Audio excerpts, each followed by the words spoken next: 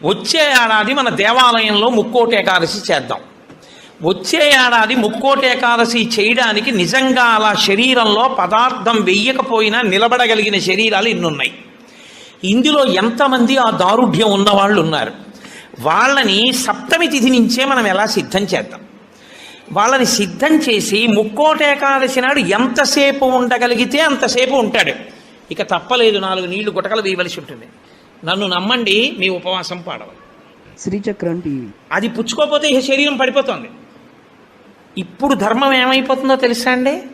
ఆమరణ నిరాహార దీక్ష శాస్త్రమునందు అత్యంత మహాపాపము.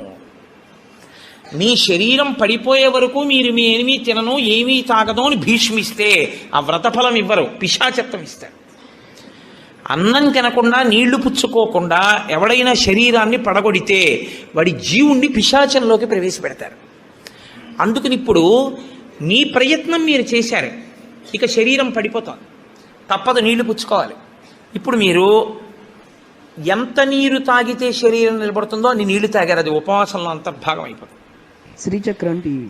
ఇప్పుడు ఒక్క అరటిపండు లోపల వేయకపోతే ఈ శరీరం నిలబడదు. ఓ అరటిపండు లోపల పడేశారు, మీకు ఉపవాసమునకు భంగము రాదు.